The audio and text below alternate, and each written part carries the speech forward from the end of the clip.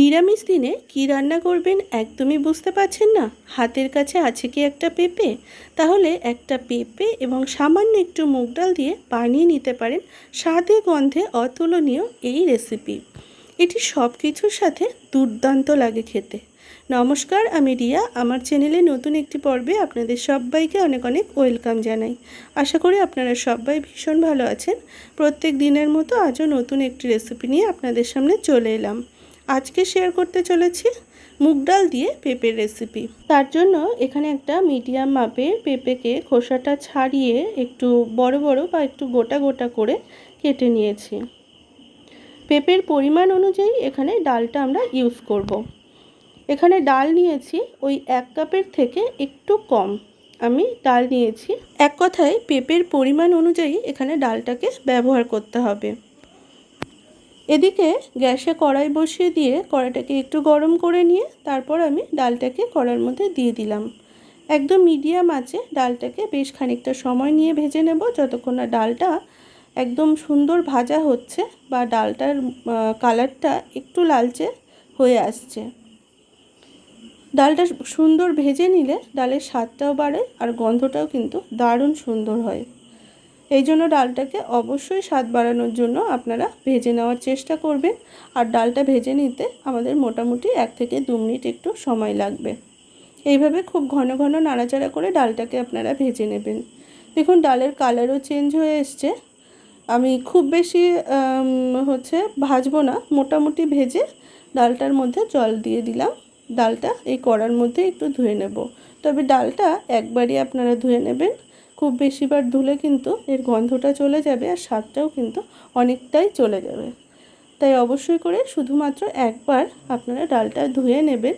ধুয়ে নিয়ে তারপর ডালটা আমি এখানে সিদ্ধ হতে বসিয়ে দিয়েছি। সিদ্ধ করে নেওয়ার জন্য যে জলটা এখানে দিয়েছি অবশ্যই উষ্ণ গরম জল দিয়েছি। তার সাথে দিয়ে দিলাম পেঁপে এবং 1 চামচ সাদা তেল, আর দিয়ে দিয়েছি সামান্য একটু লবণ। লবণের জন্য ডালটা খুব তাড়াতাড়ি সিদ্ধ হবে, আর উষ্ণ গরম জলের জন্য কিন্তু ডালটা খুব তাড়াতাড়ি সিদ্ধ হয়ে যাবে। আর তেলটা দিয়েছি যাতে ডালে একদমই ফেনা না হয়, সেই জন্য। ঠিক ডালটা যখন এই রকম হয়ে আসবে আর পেঁপেটাও মোটামুটি 50% মতো সিদ্ধ হবে, সেই সময় ডালটাকে নামিয়ে নেব। এখানে এই ডাল আর পেঁপে সিদ্ধ হতে মোটামুটি আমাদের সময় লেগেছে 4 থেকে 5 মিনিট। মিডিয়াম হিটে আমি ফুটিয়ে নিয়েছি একটা ঢাকা দিয়ে।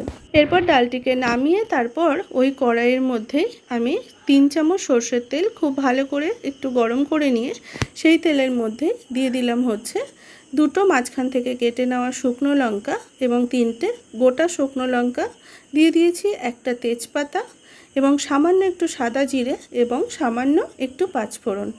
এই রান্নাতে ফোড়নটা কিন্তু ভীষণভাবে গুরুত্বপূর্ণ।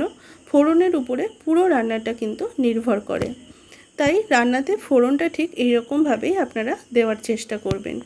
তার সাথে দিয়েছি একটা টমেটো এবং সামান্য একটু হলুদ। অবশ্যই হলুদটা আপনারা তেলের উপরে দেবেন।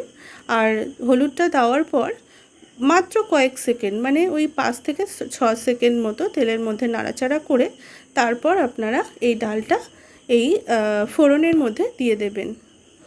ডালটা দিয়ে আমি 5 থেকে 6 মিনিট হাই হিটে ফুটিয়ে নেব। যখন ফুটটা ঠিক এই রকম আসবে আর চেক করে নেব ডালটাও কেমন সিদ্ধ হয়েছে বা পেঁপেটাও পুরোপুরি সিদ্ধ হলো কিনা। এরপর একটা পেঁপেকে একটু চেক করে নিচ্ছি। পেঁপেটা কিন্তু খুব সুন্দর এখানে সিদ্ধ হয়েছে আর ডালও কিন্তু একদম পুরোপুরিভাবে সিদ্ধ হয়েছে। মানে ডালটাকে একদম গলিয়ে ফেললে হবে না, বেশ একটু দানা দানা থাকবে। এই রকমভাবেই কিন্তু রান্নাটি করে নিতে হবে।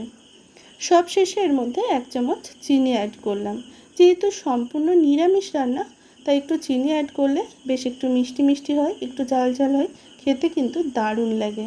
এটাকে খুব ভালোভাবে মিশিয়ে নিয়ে এরপর আবারও আমি ওই মিনিট খানেক মতো একটুখানি রান্না করে নিয়েছি। এখন একদম তৈরি হয়ে গেছে আমাদের আজকের রেসিপি, পেঁপে দিয়ে মুগ ডাল রেসিপি। এটি সব কিছুর সাথে কিন্তু দারুণ লাগে খেতে। আর অবশ্যই গরম ভাতের সাথে যখন এটি পরিবেশন করবেন তার সাথে একটু ঝুরি আলু ভাজা বা একটু আলু ভাজা দেওয়ার চেষ্টা করবেন, তাহলে কিন্তু দুর্দান্ত লাগে খেতে। আজকের রেসিপি আপনাদের কেমন লাগলো অবশ্যই জানাবেন। ভালো লাগলে লাইক কমেন্ট শেয়ার এবং আমার চ্যানেলে নতুন বন্ধু হয়ে থাকলে চ্যানেলটিকে সাবস্ক্রাইব করার অনুরোধ রইল। সবাই ভালো থাকবেন, ধন্যবাদ।